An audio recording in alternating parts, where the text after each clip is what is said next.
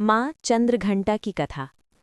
अपनी घोर तपस्या से भगवान शिव को वापस जीतने के बाद देवी पार्वती राजा हिमवान के महल में लौट आईं। राजा हिमवान और देवी मेनावती अपनी पुत्री को विजयी होते देखकर बहुत खुश हुए। शिव और माँ पार्वती के विवाह का दिन आ गया था।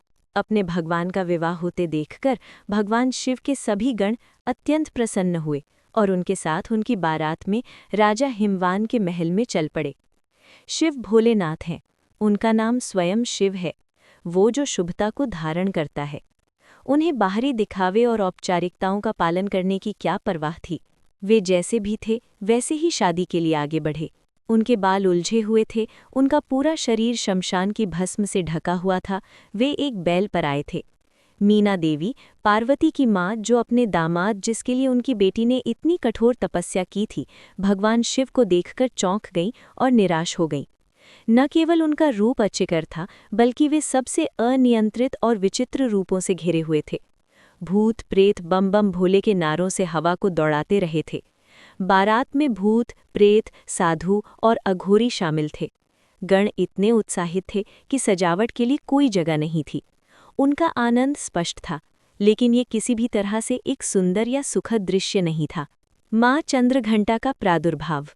मीना देवी इस बात को सोचकर बेहोश हो गई थीं कि उनके राजसी और कोमल बेटी अब उनके पति जैसे भयानक स्वभाव वाले व्यक्ति के साथ और ऐसे प्राणियों के बीच रहेगी।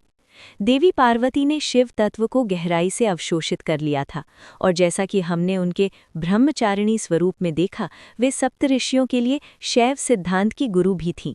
फिर भी अपनी पूरी करुणा में वे एक माँ के रूप में मीना देवी की दुर्दशा को समझीं।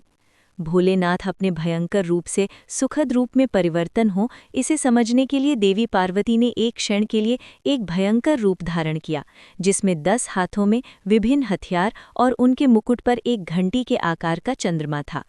देवी के इस स्वरूप को चंद्रघंटा के रूप में पूजा जाता है। माँ के इस रूप ने भगवान शिव के उग्र रूप को शांत किया और उनके उपद्रवी गणों को वश में कर लिया। चंद्रघंटा के क्रूर और देदीप्यमान रूप को मानते हुए माँ ने शिव से सौम्य रूप धारण करने के लिए प्रार्थना की, जिसके लिए वे तुरंत सहमत हुए। उनके अनुरोध पर शिवजी अपने भयानक रूप को त्याग कर आकर्षक दूल्हे के रूप में सुसज्जित हो गए। भगवान शिव के इस रूप को चंद्रशेखर या सुंदरेश्वर जाना जाता है। माँ चंद्रघंटा का उद्देश्य। भव्य विवाह के बाद देवी पार्वती एक निडर नई दुल्हन के रूप में भगवान शिव के साथ गईं। भगवान शिव अभी भी ध्यान में डूबे हुए थे और देवी पार्वती एक बार फिर हर रोज अपनी गुफा की सफाई करती और उनकी सभी जरूरतों को प्यार से पूरा करती थीं। धीरे धीरे देवी पार्वती ने कैलाश में अपना नया घर स्थापित किया। इसी बीच तारकासुर बेचैन हो रहा था। अब जब शिव और उनकी शक्ति एक हो गई थी, उसने नवविवाहितों के जीवन में सद्भाव को भंग करने के लिए जातुकासुर, एक दुष्ट चमगादड़ राक्षस को भेजा। जबकि भगवान शिव घोर तपस्या में लीन थे और माँ पार्वती अपने घरेलू कामों में, जातुकासुर पूरी जातुक सेना के साथ कैलाश पहुंचा। जातुकासुर और उसकी सेना ने केवल अपने पंखों से आकाश को ढक लिया। उसने माँ पार्वती के नवनिर्मित घर को बर्बाद करना शुरू कर दिया। माँ पार्वती ने नंदी की मदद लेने का फैसला किया, लेकिन नंदी का कहीं पता नहीं चला। इसी बीच भगवान शिव के अन्य गणों ने उनसे जातुकासुर और उनकी शक्तिशाली सेना से सुरक्षा की गुहार लगाई, क्योंकि वे बार बार जातुकासुर के हाथों हार गए थे। तब माँ पार्वती स्वयं शिव को देखने गईं। उन्होंने उनसे इस स्थिति से निकालने का मार्गदर्शन करने की विनती की। फिर भी अपने तप से अविचलित भगवान शिव ने उन्हें भीतर से ही सशक्त बनाने का फैसला किया।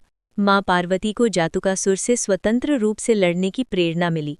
तभी उन्होंने जातुकासुर को अपने दम पर लेने का फैसला किया। वो गुफा से बाहर चली गई और उन्होंने देखा कि अभी भी अंधेरा था, जातुकों के पंखों से ढका हुआ था। माँ पार्वती ने चंद्रदेव से प्रार्थना की कि वे उनके माथे पर स्थित बने रहें और युद्ध मैदान को रोशन करें। युद्ध मैदान में उनकी सहायता के लिए हिमालयी भेड़ियों का एक झुंड दौड़ पड़ा। देवी पार्वती को जल्द ही पता चला कि जातुकासुर आकाश में जातकों द्वारा सक्रिय था, इसलिए वो युद्ध मैदान में एक विशाल घंटी लेकर आईं। घंटी इतनी जोर से बजाई कि जातकों ने आकाश साफ कर दिया। भेड़ियों में से एक ने